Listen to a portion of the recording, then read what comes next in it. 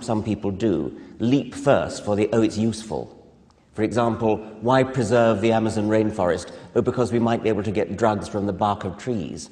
Maybe we can, but that's not why I want to preserve the Amazon rainforest. So I'm the Carl Sagan, the wonder of space, the beauty of the universe, the awe-inspiring nature of deep space, deep time, of deep complexity in biology. I don't go for exploding custard, whiz-bangs, and things like that. Well, okay, that's a really good point you pointed out, because my area of research is in something that, in all fairness, has absolutely no practical utility whatsoever. And the thing is, I'm often asked to apologize for that, and it is interesting to me that people ask, you know, what's the point of doing that if it's not useful? But they never ask that, or very rarely do they ask that about art or literature or music. It's not, those things are not going to produce a better toaster.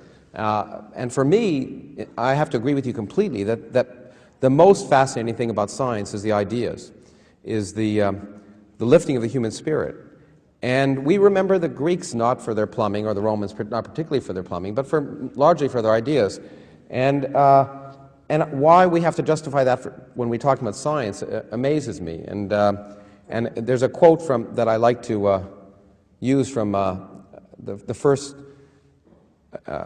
head of the Fermi National Accelerator Laboratory, which is a particle accelerator. Right now, in fact, it's the most energetic particle accelerator in the world, soon to be surpassed by a machine in Geneva, as may be many things about this country. And he was asked to testify before Congress, and he said, they asked him, would this aid in the defense of the nation? A typical thing. And he said, no, but it'll help keep the nation worth defending. Yes. Okay. And I think that's really important. When I, for some reason or other, get asked to talk to teachers a lot, and I tell them that I think the biggest mistake that any teacher makes is to assume their students are interested in what they have to say. Now, it's actually true. It's true for, it doesn't have to be a teacher. It could be car salesman, politician, anyone. I really do think you have to work and reach people where they are before they'll even be receptive, because they won't understand how it relates to anything they're interested in. So when I'm trying to reach people about science, I try to go to where they are in some sense, or work very hard. And that was the purpose behind the Star Trek book, for example. People, I think as a biologist, maybe you have this happen less to you than I do as a physicist, but when people ask me at a party, what do you do? And I say, well, I'm a physicist. And then they say, well, how about the baseball season? And I'm shocked. I'm horrified by that. Yeah, I know it. It's true. But then you say, well, what about time travel or something like that? And then people realize they're fascinated by those ideas, but they don't make the leap and realize in some sense that that's science, that the things that intrinsically fascinate people are really the things that we're lucky enough to be able to, in general, be paid to do. And so I think one has to try and find a hook. And as I say, in biology, you may not have found the hook, although the hook, in this case, one of the big interests, of course, is evolution, and it's kind of an anti-hook nowadays, and at least in the United States, the fact that evolution is so fascinating as an idea, and I think, by the way, that we physicists are also largely to blame in many ways for the fact that Darwin isn't appreciated more than he is. We did a wonderful public relations campaign for Albert Einstein, but I have to say, as I have over the last few years have spent time in the public debate about evolution versus intelligent design, I really do think that if I had to pick the greatest scientist of the last few hundred years, it would be Charles Darwin and not Albert Einstein. That a single person could so radically change an entire field, and combining observation and theory just amazes me, and we really should be promoting what a remarkable... What Darwin explains is everything about life: human life, animal life, plant life, the diversity of life, the complexity of life. Everything is explained by one simple idea. It's an idea so simple that you can express it, actually, I think, in a single word: heredity. Once you've got, on a planet anywhere in the universe, high fidelity replication of coded information, I think everything else then follows. You'd probably need to add a little bit more than that. On the other hand, when you compare the achievement of an Einstein with a Darwin, a Newton with a Darwin, I think you need to be a lot brighter to be an Einstein. I mean, any fool could have been a Darwin. let me clarify that. It's somewhat baffling to me why we had to wait for our Darwin until the middle of the 19th century, 200 years after we had to wait for our Newton. You would think that the idea of evolution by natural selection could have occurred to any philosopher in an armchair from the Greeks onward. Not one of them got it. Not a well, single you get one. mail, I get mail, and it's obviously not intuitively clear to many people that what evolution is. I was telling you just before this, I got a letter last night because I was doing something that happened to be on TV from a woman who said to me, well, okay, I don't know if she said she liked watching me on TV, but she said she did. But she said, now, I just want to know one thing. Who decided which ape would evolve and which wouldn't? But I think that's the kind of immediacy people have, and the confusion people have with evolution is the sense that that's exactly how it works, instead of working with populations. So it is, this beautiful idea is still one step removed from our direct experience, and I think that's one of the reasons why, just one of the reasons why people are so many people are so abjectly opposed to it. It appears to go against what the direct experience. I think there's much more to it than that, but. Ernst Mayr, the grand old man of the neo-Darwinian synthesis, who died at the age of 100 a couple of years ago, he put it down to essentialism, the modern name for what people like Plato, I mean, one could call it the dead hand of Plato. Essentialism means people think there's an essence of rabbit, an essence of rhinoceros. A rabbit is a rabbit is a rabbit, and rabbits have the same sort of eternal verity as triangles to Euclid. And I mean, maybe all the Greeks like that thought like geometers. Yeah. And so a rabbit was a thing which kind of hanging out there in space, the ideal rabbit. And so the idea of a rabbit evolving into anything else, or an ape evolving into anything else, is utterly foreign. But it seems to me that that's a different and much smaller order of foreignness than the idea of a particle going through two slits, and in some sense knowing whether I forget what you have to explain.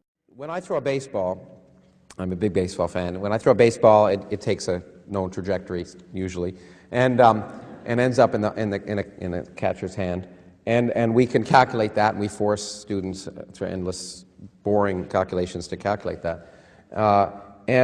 But when you throw an electron, of course, it doesn't do that. It does everything at once. It takes every possible way to get from one place to another, all at the same time.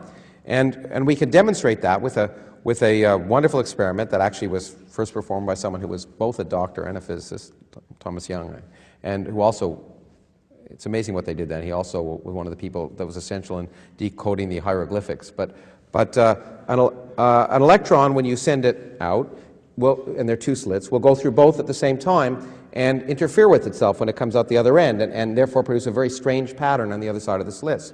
Now, if you say, well, look, this is ridiculous. The electron either went through one slit or the other, so I'll watch it. And you turn on a light, or an electron detector, and you watch it, and indeed, each electron goes through one slit or the other. And you say, aha, but then you look behind the slit, and when you were watching it, the pattern is different. Having watched it, having measured it, you change the pattern, and so you know it was doing something very different when you weren't watching it. And that is very objectionable. And in fact, Einstein never, as you know, never came around to accepting that as a fact of life. And it is truly one of the strange. Relativity is much simpler to understand. Quantum mechanics is profoundly unnerving because of that, and it has many philosophical implications that many people are still disturbed about. And it's we're trying to understand. In fact, my own field, something I'm just working on, involves trying to understand if the universe is quantum mechanical. What does a measurement mean? Because if you're an external observer turning a light on an electron, then you can understand that you might affect it. But if the universe as a whole is a quantum mechanical system, which it surely is if quantum mechanics governs it, then what does it mean if you're inside of it? And one of the pictures that people use to guide themselves now, which is called the many worlds interpretation, which is just ridiculous, is that every time I look out at you, I force you to be in a specific configuration, just like that electron. But there's an infinite number of other universes that are existing at the same time in which, one of you is up here and I'm in the audience.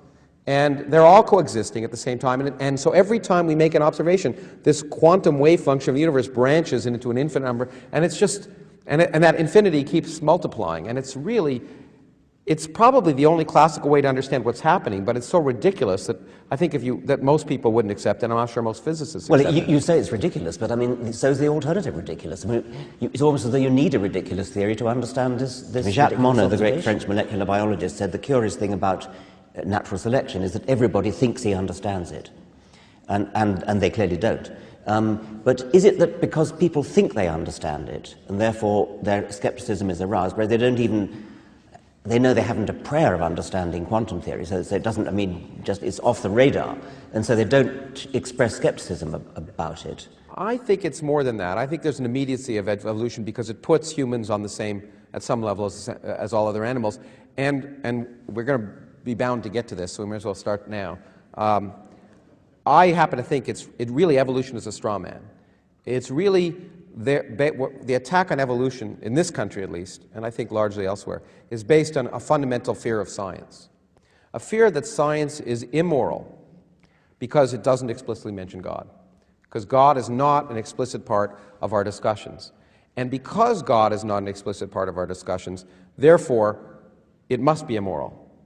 And that's why all these people are not so much trying to attack evolution per se, is to say what we want to do is, in fact, have a theistic understanding imposed upon science classes so that scientific materialism, which has led, if you look at the literature of these people, has led to all the evil things in the world, is now turned into a moral subject. So I think it's this immediacy that it's the biggest slap in the face to some people. Yeah, but why wouldn't physics have that same effect? No, because I think it's not so personal, which is one of the reasons why I think many people are more intimidated by physics, is because it's not so personal. Biology, I think it's one of the reasons biology is taught first in high schools, which I think is a huge mistake. And in fact, me and a physicist named Leon Letterman were working to try to get physics taught first, not because we like physics better, but because the reason maybe one of the reasons I'm not a doctor is that, I was taught biology and I had to memorize all this stuff. But in fact, of course, physics is the basis of chemistry, and chemistry is the basis of biology. So if you really want to understand biology at some level, you should understand things like energetics and yes. mechanisms. And so I think, but the reason biology is taught first, I think, is that many people feel, because it's about things you can see and touch and immediate things, it's much more intuitive and much more friendly. But at the same time, it's much more terrifying to, in some sense, for some people, to say that humans are on exactly the same plane at some level as every other animal that's ever walked across the earth. And for you, and you'd say that's a good thing, that it attacks that belief that some people have that humans are special and different. But for those other people, they'd say that's why science is bad. It shouldn't attack that because we are divinely inspired and God has created us in her image. I got into probably publicly talking about this in this country when in Ohio they were about to introduce the requirement in some sense that intelligent design be taught alongside evolution. And there was a debate that the Board of Education set up down in Columbus before the public and the board, and I was asked, just because I'd written something about this in the paper, asked to be on this along with another scientist who happens to be a religious biologist, Ken Miller, and then two members of the Discovery Institute. And we all thought that, I agree with you, by the way, not only do I not like the debate format, but in science it's actually very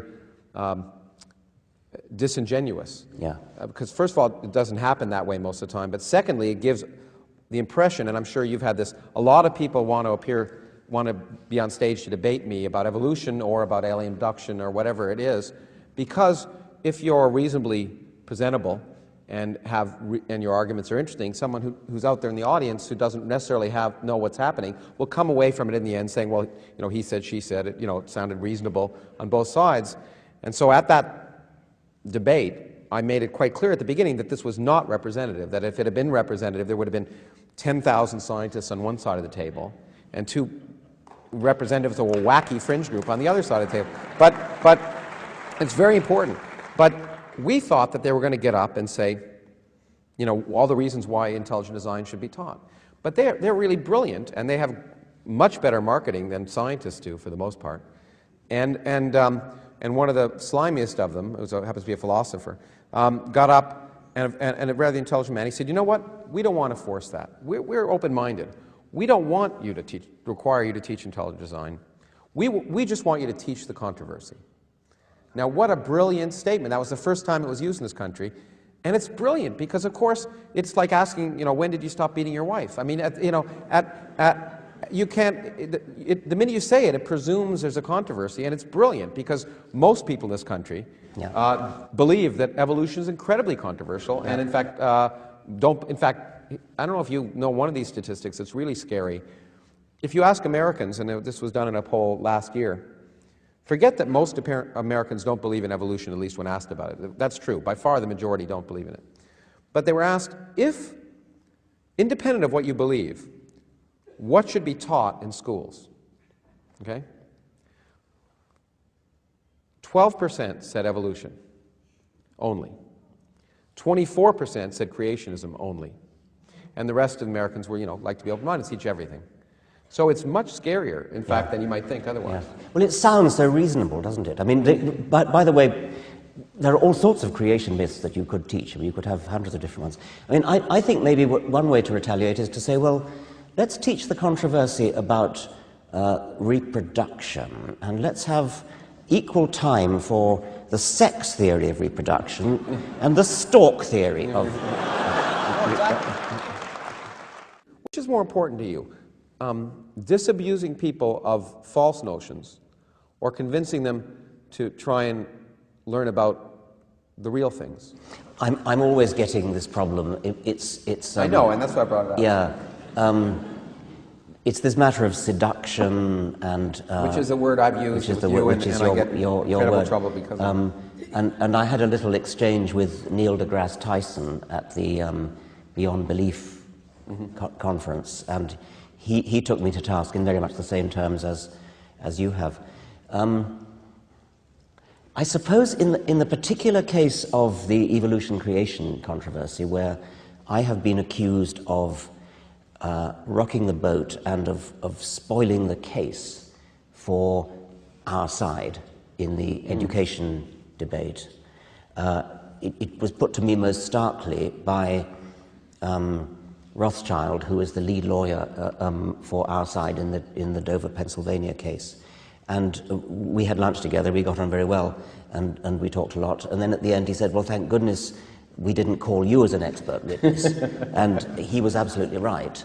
I would have been a disaster as an expert witness, because the lawyer for the other side would simply have said, Mr. Dawkins, is it true that you came to your atheism through evolution? And I would have had to say yes.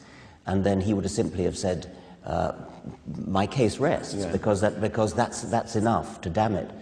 So the seduction technique there would be to go out to people and say, look, I respect your religion. I think your religion's great, but your religion is perfectly compatible with evolution.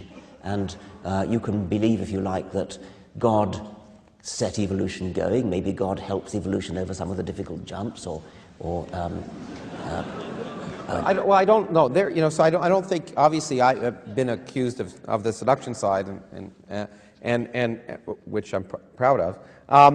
But I think the point is that you have to. You don't have to go bend over backwards that much.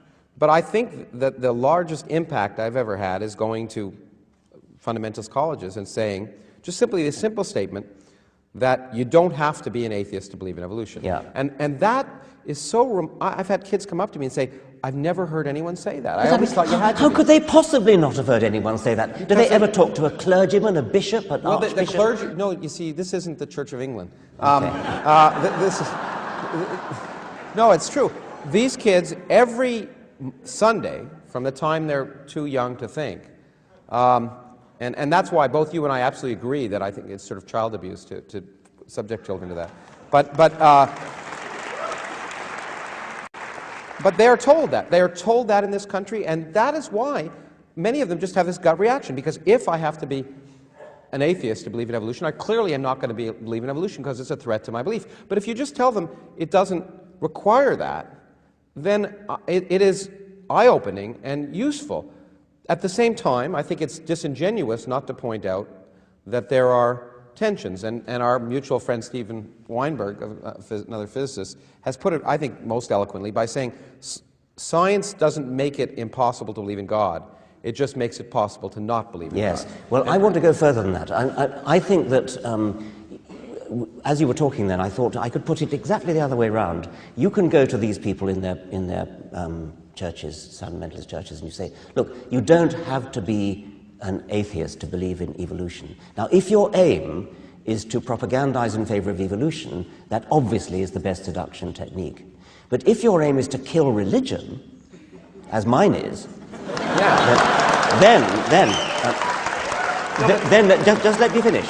If your aim is to kill religion, then since evolution is manifestly true, then if there are people out there who really believe that that if you are an evolutionist, you've got to be an atheist, then all I've got to do is to persuade them of evolution, which should be comparatively easy, since the evidence is overwhelming, and I'll turn them all into atheists. Yeah, I don't think you're convincing many people to be atheists. What you're doing is convincing people who are receptive to those ideas already not to be afraid to have those ideas in public, which I think is very important.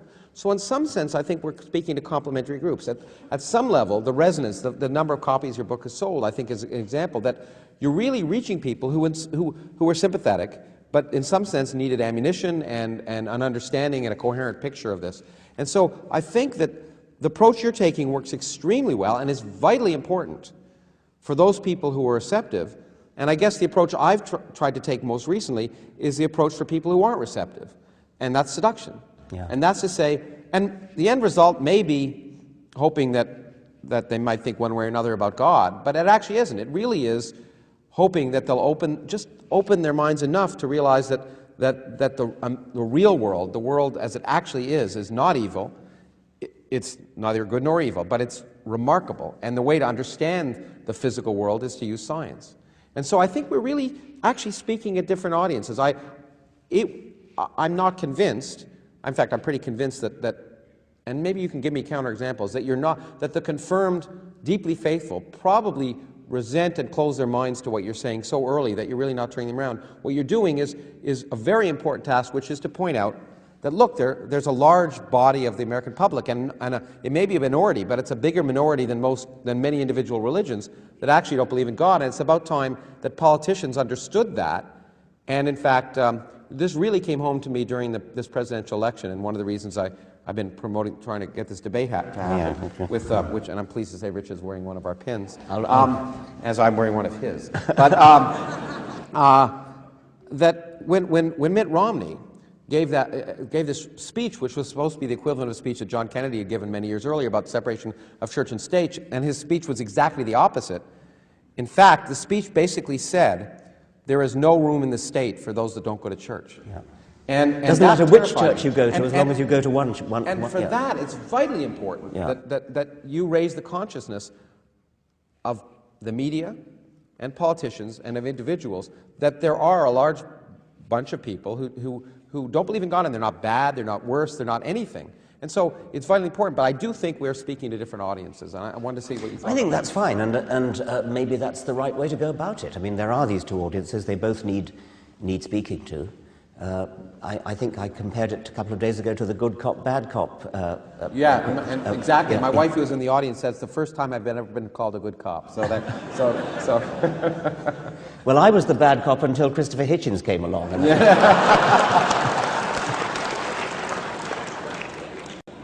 Well, you know, so what? Actually, so do you think Christopher Hitchens goes too far?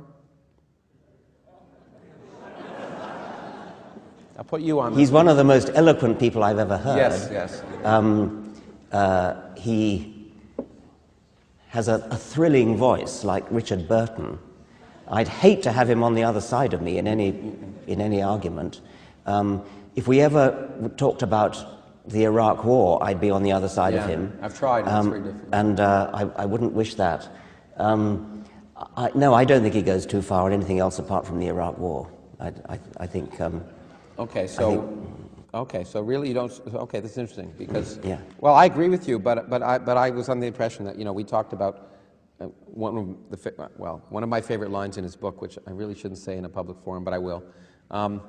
No, we don't. Okay. No, you don't want to go there. I know what that one is. Read his book. But it is an interesting line, and I'll be happy to. Okay, good. Yeah. No, go ahead.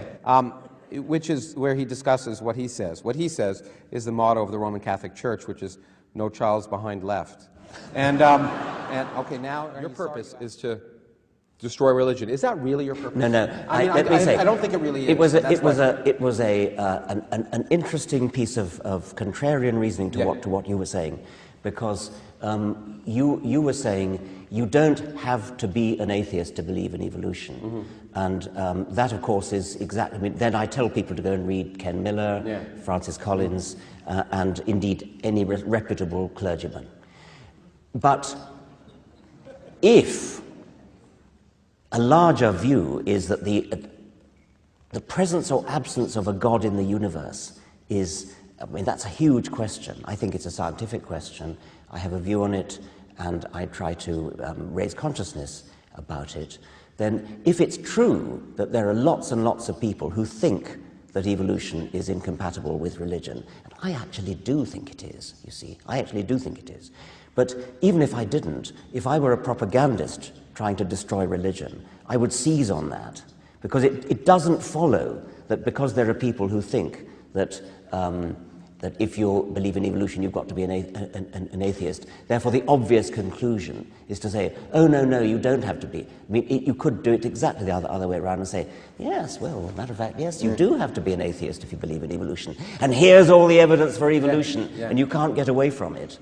Well, of course, that wouldn't go down well with Ken Miller or Francis Collins. But I could come back and give good arguments for why I think there actually is an incompatibility. Yeah, well, sure, absolutely. But would you really have a hope of success if you're working against something that's instilled in children from the time they're very young, and it doesn't go into their brain, it goes somewhere else? So that Probably not. I think if you say to people, and I think it's an interesting idea, but if you say to people, yeah, you have to be an atheist to believe in evolution, you're not, because of that, because faith is so emotional, you're not going to get past that point, I think. Well, I think that's right. And as a matter of fact, I do recommend Kenneth Miller's book to any religious person who writes to me. And so that's your answer. I mean, I do, as a matter of fact. Yeah, I mean, and I knew you did. And I think that, I mean, presumably, well, let me ask another question, maybe near the end, but and then you can ask me one at the end, I guess. When you were writing The Selfish Gene, which is your first book, I mean, the purpose was to explain the remarkable aspects of evolution. It probably had nothing to do with religion at the time. No, of course. I mean, my main purpose is science and the education in science. I suppose there's a slight difference in that I do think the existence of God is a scientific question. I'm not one of those I don't go along with Steve Gould on that. I mean, I think it is a scientific question. You wrote Selfish Gene, and I've written my books because we find the real world so amazing. That it'd be better if more people knew about it. And I guess, and part of my reason there is somewhat the same as yours, I'm not so much focused against incorrect beliefs, but I actually think the world would be a better place if we were willing to understand, just accept it for what it is. Absolutely. And without fear and without terror, and that would, if that governed public policy, just to say, well, public policy and our life will be based on accepting the world for what it is, without preconception and fear, then the world would be a better place. Absolutely. I couldn't, I mean, I can't disagree with that. My whole life has been devoted to explaining science because it's wonderful. I mean, here we are on this planet, and maybe the only planet in the universe where there is anything capable of understanding why it's there. Our brain may be the only object in the entire universe that has the capacity to understand, to internalize the universe in the sense of setting up a model of the universe.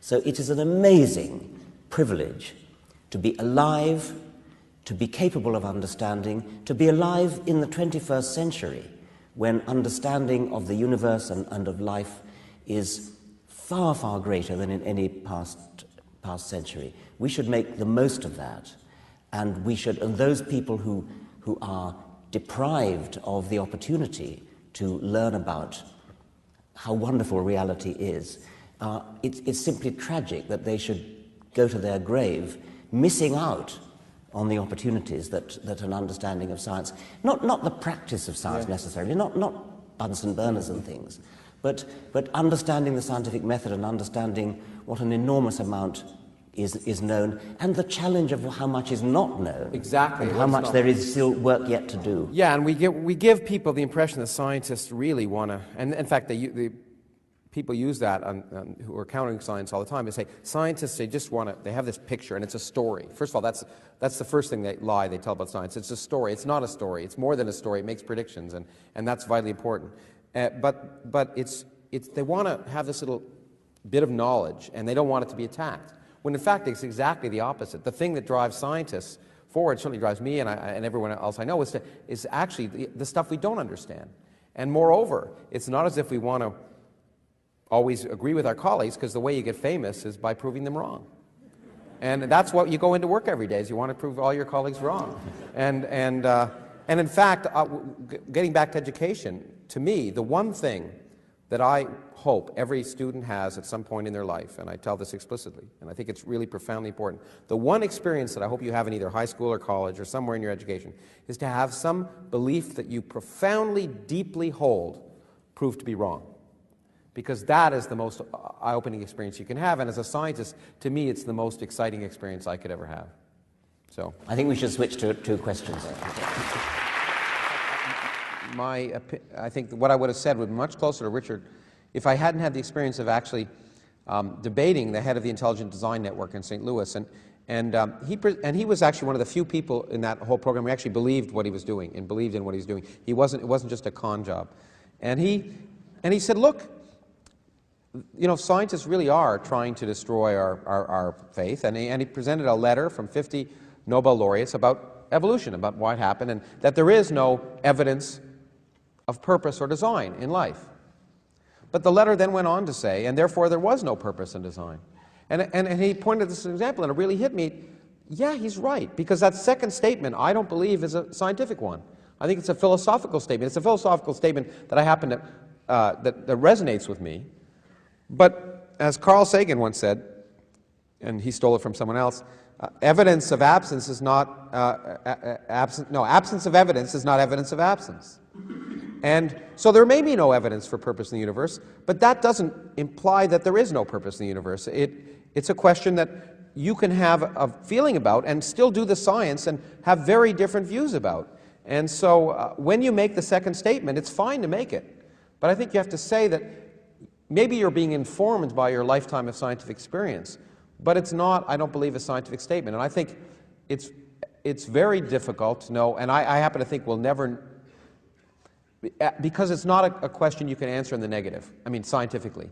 The absence of evidence of purpose will never prove that there is no purpose. And I'm sure, I know Richard has a very good example of how ridiculous that statement can be, going back to Bertrand Russell, so maybe you'll want to talk about it. But it could be answered in the positive. That's the point. If tomorrow or tonight, because I'm here and not in Cleveland, I could look up and see stars. If tonight the stars spelled out, I am here, then I think most scientists say, you know, there's something there. And so positive evidence is certainly possible. Negative evidence is not. And so you have to, at that point, you're subject to philosophy. And I don't think science can make a definitive statement about that. But maybe you want to. I think that's the first time this evening I really disagreed with Oh, good. Lawrence. Okay. I mean,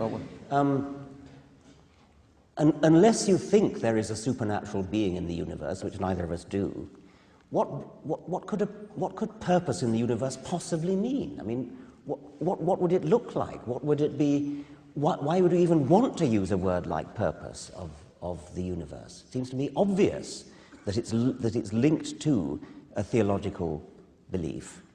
Now, in my own field of biology, we use the word purpose in a sort of metaphorical sense. There's purpose in a bird's wing and purpose in an eye, and these are the illusion of purpose is built up by natural selection in a way that's very well understood. But if you ask what's the purpose of a mountain, or what's the purpose of the universe, or what's the purpose of time, or what's the purpose of space, it's not just meaningless, it's stupid. Rather than trying to seduce people by saying evolution is fully compatible with your religion, which I don't think it is, to say evolution is not a handbook of immorality and violence. It doesn't lead to Hitlerism. It doesn't degrade humanity to be related to other apes. I say other apes because, of course, we are apes. We're not just descended from apes. So maybe that's a kind of seduction technique I could buy into. I wouldn't have to compromise my principles by saying evolution is compatible with your supernaturalist hogwash. But what I could say is evolution is fully compatible with your morality, with the fact that you don't steal, you don't kill, and you're not a racist. All these things could be done with a sufficiently sophisticated interpretation of evolution, I have to add, not a naive interpretation. Yeah.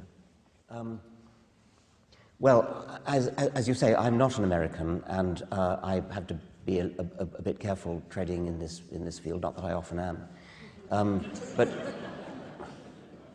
it is certainly very noticeable that American politicians cannot make a speech without mentioning God.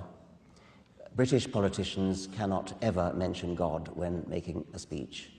There are religious British politicians. Tony Blair is a very religious man, just been indeed received, would you believe, into the Roman Catholic Church. But whenever challenged to wear his religion on his sleeve, he would retreat hastily. And he was challenged by Jeremy Paxman, who's Britain's most aggressive television interviewer. He said, in a kind of sneering way, "Is it really true, Mr. Blair, that you actually pray with George Bush?" and Blair said, "No. One of the reasons that religion is so successful here, it would be better if we didn't have a separation of church and state, if we had a state religion. Because if you have a state religion, everyone ignores it, like in England. And it becomes impotent, because capitalism just works. And so we forced religions in this country to become entrepreneurial. And they've been incredibly successful because of it. So if we just had a state religion, then it'd be fun. Then no one would want to talk about it anymore. I think there's a lot in that. I mean, you've no idea how boring the Church of England is. I wanted to ask, actually, in that regard, I wanted to ask you. It's interesting that evolution is taught at the end of biology class, because there was, I forget which famous biologist said, nothing in biology makes sense without evolution. It was Dobzhansky, yeah. but any biologist would say that. Yeah, absolutely. Yeah. I wanted to ask if one of the things that's really scary to me in this country, and my daughter went to a rather liberal school, private school, but her teacher, and this is where they've been really successful, even if they haven't distorted the curriculum, they've instilled enough fear in teachers that there are many teachers in this country, biology teachers, who won't mention the word evolution, not because it's not there, but they're just afraid. And even in my daughter's school, I remember her biology teacher basically apologized each time he mentioned the word evolution. I was just shocked, but it happens. Well, all right, I mean, that's a major evil. What are we going to do about it? It's terrible. That's absolutely terrible. Teachers are being intimidated. I mean, are there any teachers here who can testify to that by any chance? Yeah. Yes, there's one in front. I can't so say. Are you being intimidated by children, by parents, by other teachers, by what? Parents. Well, you know, but it's even more to me. You know what happened in Texas. So the school board official recommended there was an event on evolution, a bunch of interesting speakers, and the school official and the school board sent out the notice that this event was happening, and she got fired because she didn't present the other. She didn't talk about the other side. Can you believe that? But that's the kind of intimidation that actually happens, and it's really scary. Well, I don't know if there's anything I can do to help, but I kind of feel the need to do something. Well, no, I agree. Let me turn it around, and maybe you can comment afterwards. But you know, obviously, I think science, and that's what's really important. And I've used lots of examples, and I won't. In fact, there's one example I used in the dialogue with Richard that I won't repeat here about the Big Bang as being a scientific issue and not a social one.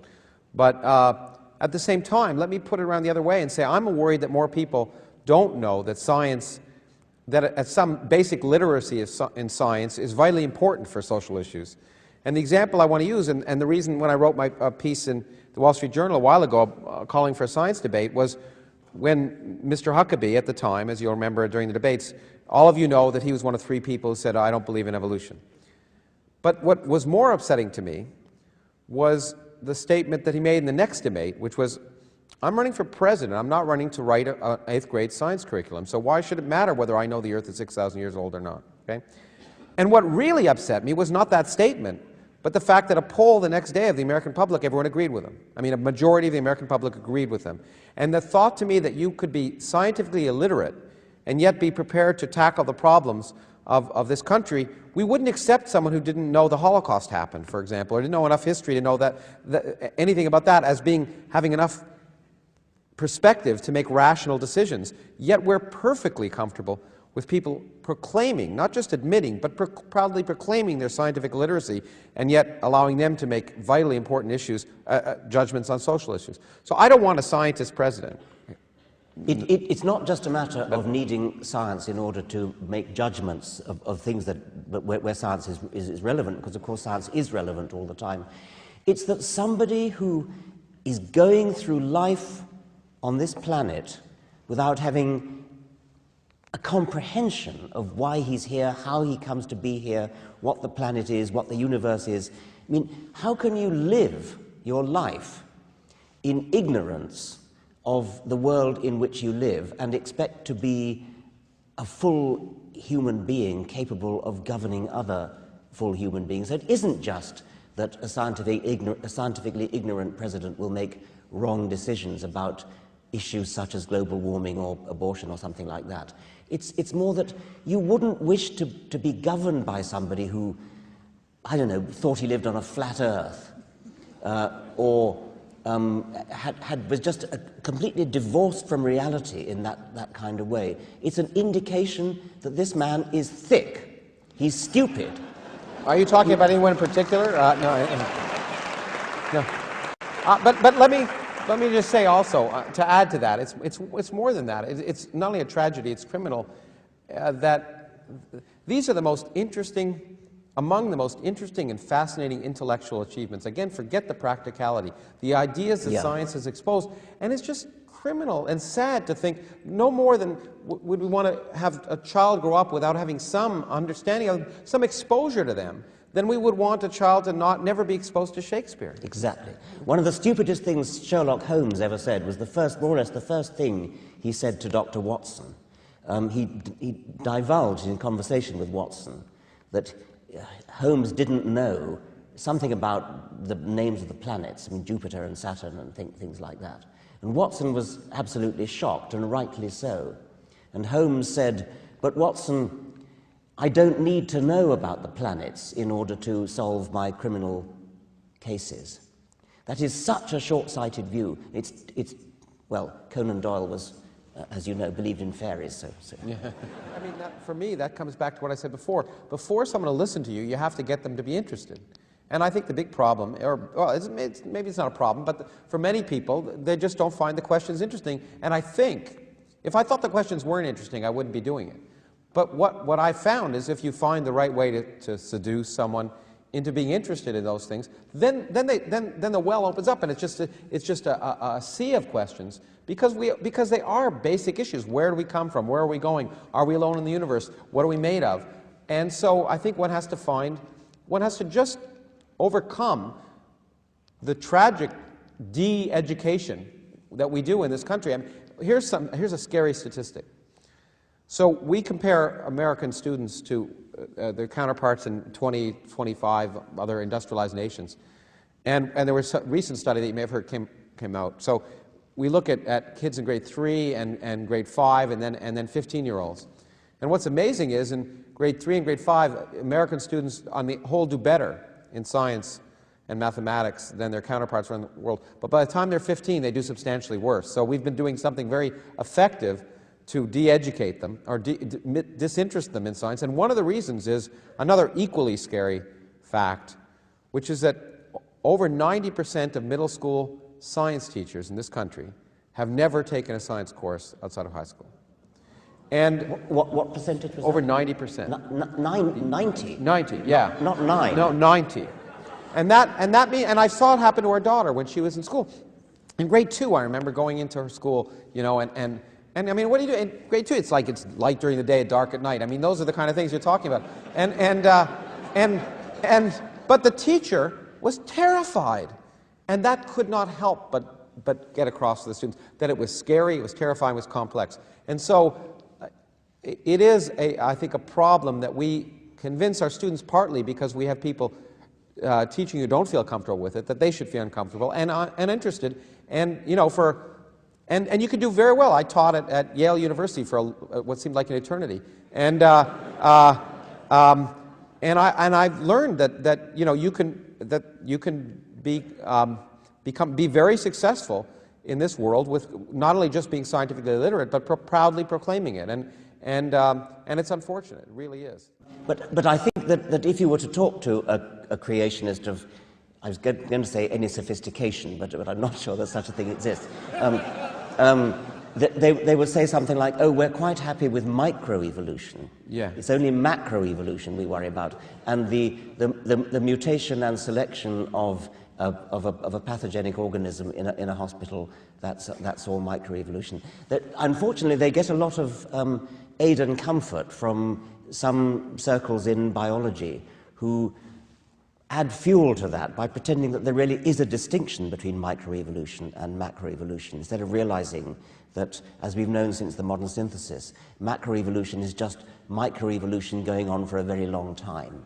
And that's one of the problems that people have in understanding.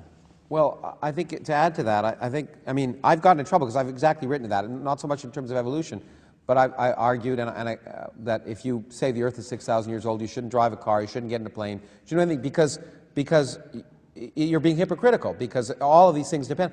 The thing is that people don't realize the connectedness of science, so it's okay.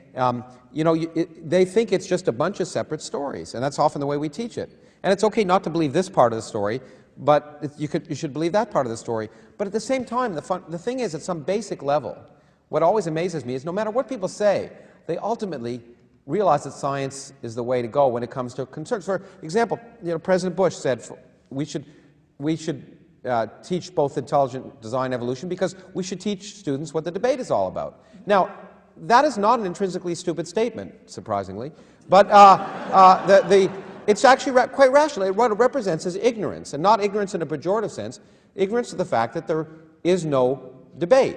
But the interesting thing is, when the avian flu became a big issue in this country, what you heard was the president say we have to quickly determine how fast it's mutating from birds to humans. You never heard one person in his administration say, you know, it's been designed to kill us. You know, just forget about it. So at some point, people understand that when really it comes to the crises, no matter what they say to pollsters, whatever, it's amazing to me that we're so bimodal or whatever that we can just sort of say, okay, we really need the science because it's the only thing that's going to save us. There are plenty of excellent communicators among young scientists, and I think they just need official encouragement to get out there and communicate. Well, actually, I want to turn that around a little bit because, yeah, there's the large-scale kudos one gets, as, you know, when you're a professional, but you got to reach that point. And the interesting thing is, I do think we do a tremendous disservice to students because we don't instill the notion of communication. And in fact, we don't explain to them that you actually, a large part of succeeding as a professional scientist is in fact your ability to communicate. I've seen, I mean, it's chair of a physics department for many years, and I've seen when we hire people, how people who are, in some sense, equally able. One of the things that distinguishes, one of these things that determines sometimes whether we hire people are how well they communicate to us about their ideas.